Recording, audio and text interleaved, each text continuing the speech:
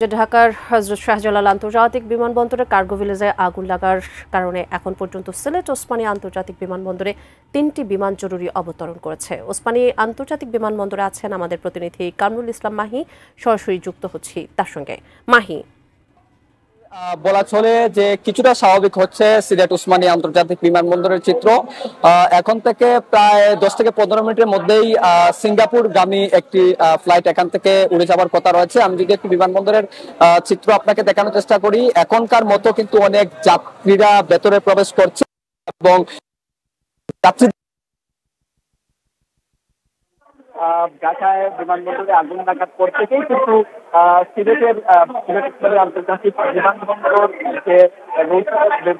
ব্যবহার করে বিভিন্ন প্রান্তে তারা কিন্তু এখানে এসে তারা বিপাকে পড়েছিলেন। এই মুহূর্তে বিমানবন্দরের স্বাভাবিক কার্যক্রম ফিরে আসছে এমনটাই বলা চলে। এবং আপনাকে যদি রাখি ইউএস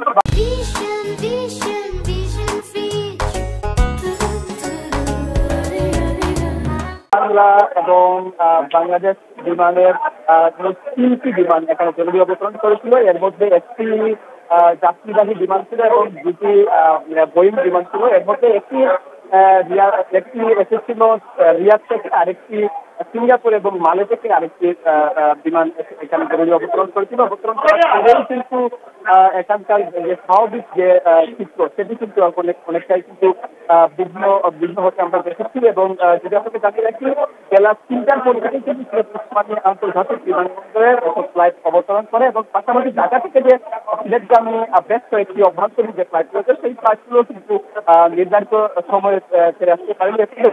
ঢাকাগামী যে ফ্লাইটগুলো রয়েছে সেগুলো কিন্তু আটকা পড়ে। যে আন্তর্জাতিক বা অভ্যন্তরীণ ফ্লাইটের যে যাত্রী রয়েছেন তারা অনেকটাই বিপদের মধ্যে উৎকণ্ঠার মধ্যেই তারা করেছিলেন। এবং ওসমানী আন্তর্জাতিক বিমানবন্দরের যে পরিচালক আমাদেরকে বলেছেন যে রিয়াদ থেকে 393 জন যাত্রী নিয়ে ঢাকাগামী বাংলাদেশ বিমান ফ্লাইটটি অবতরণ করে বিকাল 3টার দিকে বিমানবন্দরে।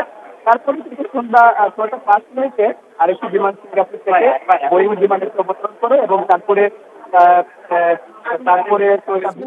আরেকটি বিমান সিঙ্গাপুর থেকে বোয়িং বিমান এসে অবতরণ করে এবং তারপরে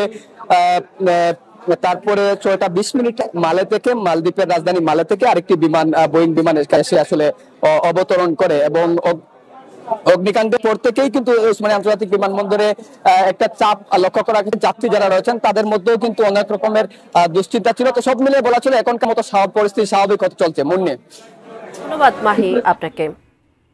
দর্শক, সিলেট ওসমানী আন্তর্জাতিক বিমানবন্দর থেকে যুক্ত হয়েছিলেন আমাদের প্রতিনিধি কামরুল ইসলাম মাহি। হযরত শাহজালাল আন্তর্জাতিক বিমানবন্দরের কার্গো ভিলেজে যে আগুনের ঘটনা ঘটেছে সেই খবরের সর্বশেষ খবর নিয়ে নিশ্চয়ই দর্শক আপনাদের সঙ্গে আবারও ফিরে আসবো। এই মুহূর্তে একটি বিরতি নিতে হচ্ছে।